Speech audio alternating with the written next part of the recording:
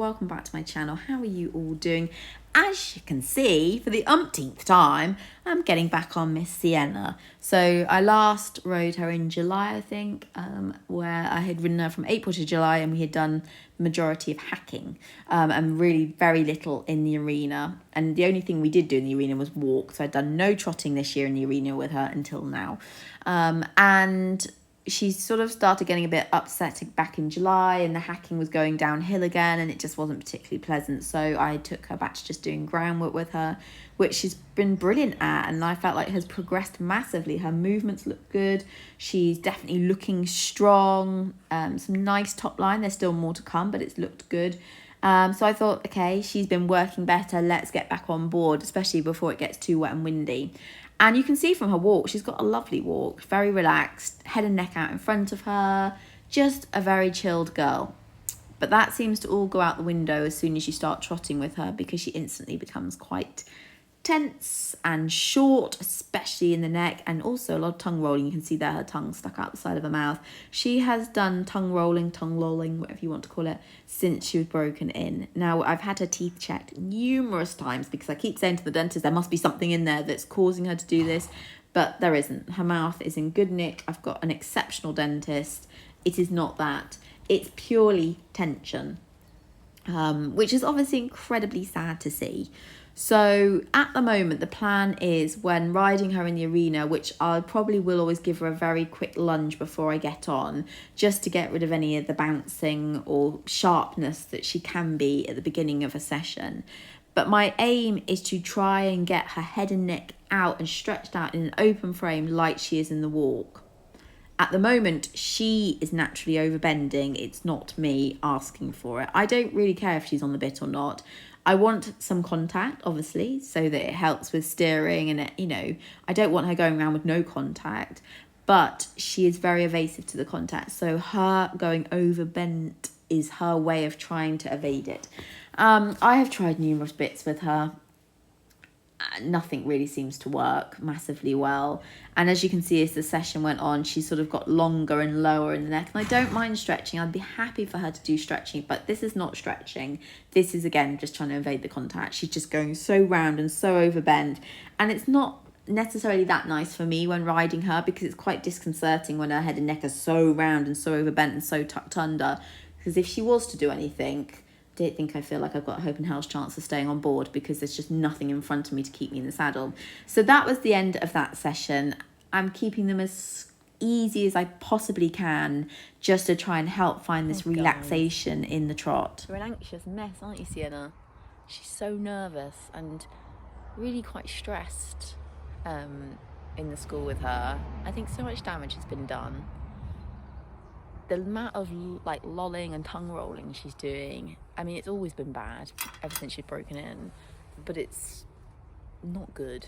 And that's all nerves and stress coming out of her because she's worried. I'm trying really hard in the arena to keep everything as simple and as basic as I possibly can with her, so that, we're not asking too much of her, and we can somehow help her find a comfortable place in the school.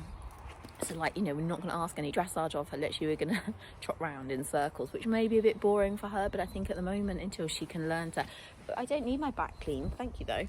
Until she can find a happy place while in there, then you can't possibly ask anything of her, but she's just so tense, and she just doesn't know what to do with herself. And obviously for me, I have a little bit of nerves as well with her because of past experiences, so I'm trying to coax her along, but obviously when she's got her head nearly on the floor, it's quite disconcerting at times. So I'm like, I quite like it if you put your head up, but I don't want to ask anything of her right now. I just need her to make the decision.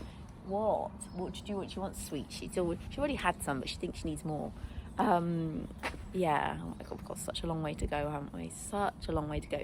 There is a positive in all this, and in the early days she used to stop all the time, like she wouldn't go forward. She's really quite forward out there. I'm actually trying to slow her down because I don't want her to rush. I want her to take her time. But she's forward. She wants to go forward. So that's a real promising sign. That's a really attractive face there. But when I lunged her beforehand, I still think her movement is looking really good at the moment. Probably the best I've seen it since she had her SIs medicated. So that's really good news, because that means whatever we're doing right now is making a difference. So if doing no dressage is helping, then that's the key. That's the key for the moment. Because yeah, she was trotting around and she looks stunning. And I haven't I haven't looked at her and thought, wow, she's really moving well in a very long time. She's a complex being. I know I say this every time, but I go back to thinking something went wrong when she was broken in and I wasn't told. I know that might be an excuse, but she's been doing that tongue rolling since the day she was broken in, but she never did it beforehand. So when I bitted her and was like lunging her and stuff, she'd never done it before. Like, that's a nibble, I can feel it. She'd never done that before. It only happened when she'd started being ridden. So who knows? Just gotta keep trying. Keep trying. Take it slow. You're now eating my boot. He doesn't need eating. No, Mr. Coop's got to be ridden yet, so you're gonna have to go back in the stable, I'm afraid. Just try to see if we can find a happy place for her in ridden work, even if that is just trotting around on a long rein and no sign of dressage ever. I don't really mind that. I just want her to be happy and comfortable and confident. That's all I want, isn't it? All I want for you. I just want you to feel happy. Yeah. She's always really pleased with herself afterwards as well. Thank you. Like, she always comes out like, she's chuffed with herself. So I know the nerves are so high in her. Hey. Bless her. Credit to you guys if you've got this far in the vlog. And one day I will buy one of those cool things that can follow you around the school, so you don't just have to watch a small portion of me trotting my arena, because it's really boring, I know. Sienna looked absolutely stunning this day. The golden sun on her was just making her gleam, and she just looked beautiful. Tricky day though. This was her third session back and she was very on her toes, as you can see. Something spooked her early on and she sort of just couldn't get over it after that.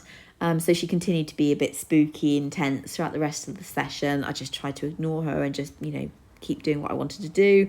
As you can still see, pretty tight in the neck and the head.